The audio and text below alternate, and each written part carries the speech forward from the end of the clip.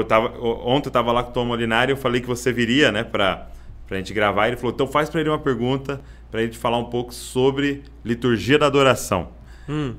Do que ele estava falando, porque ele não quis me explicar, ele falou que eu tinha que perguntar para vocês.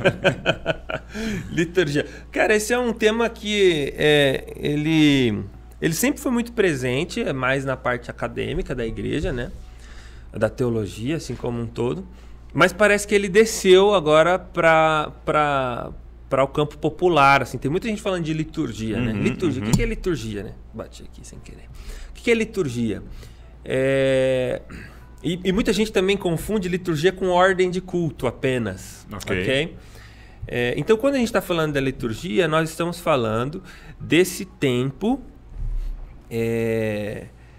que ele é sacramentado para adoração, ok? Que ele é separado do tempo comum para a adoração do povo de Deus. Então eu acho que falta, não é só uma questão de reverência, mas falta uma consciência do cristão evangélico brasileiro de que o culto não é apenas uma programação, que eu vou lá, sento e assisto o louvor, assisto a pregação, mas na verdade o culto, segundo prescrito por Deus, é o ajuntamento do povo santo para adoração e edificação. Esse é o sentido do culto. E o culto ele acontece com um roteiro, que é o que a gente chama de liturgia, com uma liturgia. E eu acho que nós do Projeto Sola acabamos ficando assim como pivô um pouco, assim, meio que mediador, moderador dessa discussão toda, porque o nome do nosso disco é Homem Litúrgico. O que significa o homem litúrgico? A gente entende que a definição, assim, a antropologia bíblica define o homem não como, por exemplo, as nossas noções mais modernas de que o homem é um homo sapiens, que o que distingue o homem dos outros animais é a sapiência, né? A gente entende que a Bíblia ela descreve o homem, antes de tudo, antes de mais nada, como um ser adorador, um ser que ama, um ser amante. Por quê? Porque ele é imagem e semelhança do próprio Deus.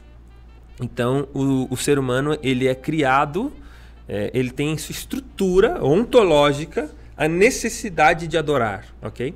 Então, se você não adora ao Deus único e verdadeiro, você vai adorar qualquer outra coisa. Isso é a definição de idolatria bíblica, por exemplo. Você pode adorar uma prática, uma coisa, uma pessoa, enfim. Então, o homem ele é um homem, antes de ser um homo sapiens, ele é um homo litúrgicus, entende? Ele é um homem adorador.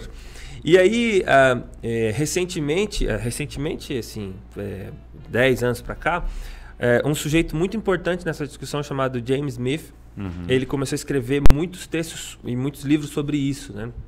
Ele escreveu lá Liturgias Culturais, né? Que são 3 obras. E aí ele escreveu também um livro condensando o pensamento dele, assim. E esse livro se popularizou, que é o Você é Aquilo que Ama. Foi o que a gente leu aqui, a gente tem ele. Ah, legal, perfeito, é o Você é Aquilo que Ama. E aí a tese do James Smith é essa, de que ele propõe um paradigma não é o penso, logo existo, né? Mas é um amo. Logo existe, exatamente. Então ele propõe que uma completa reforma na espiritualidade, né?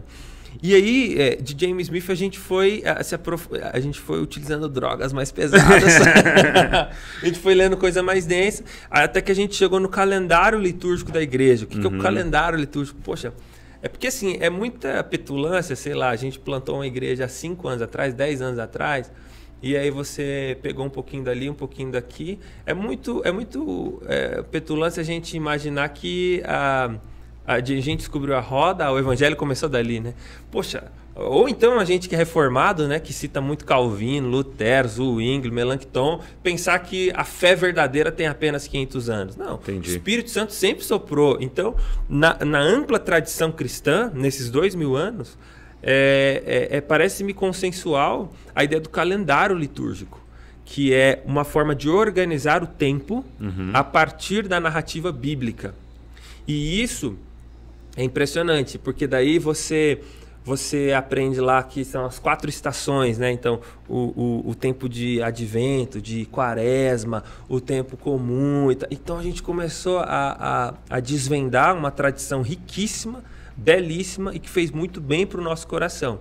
E aí esse termo liturgia ficou na nossa boca durante muito tempo. Inclusive, lançamos o disco Homem Litúrgico.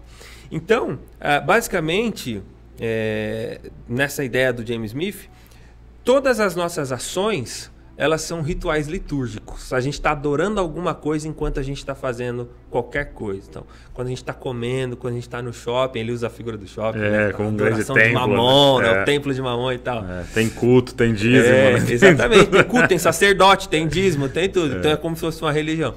Então, você conseguir redimir todas as coisas da vida a partir da ideia de que Cristo é o Senhor.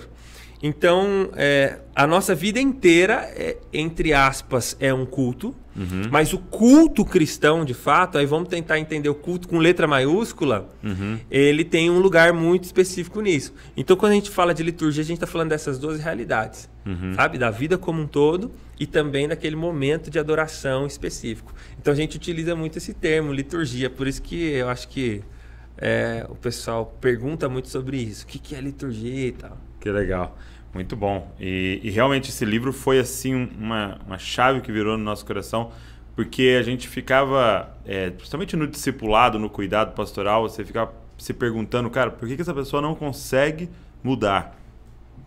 E aí a gente começou a ver, cara, porque ela assiste uma liturgia há 30 anos. Ela participa, né? De uma liturgia da sua casa, da sua cidade, da sua, do contexto que ela vive, e a igreja vem realmente isso para apresentar uma nova liturgia, né? Que a liturgia seja trocada para que realmente mudanças profundas aconteçam, né? Exatamente. Na vida da pessoa, cara.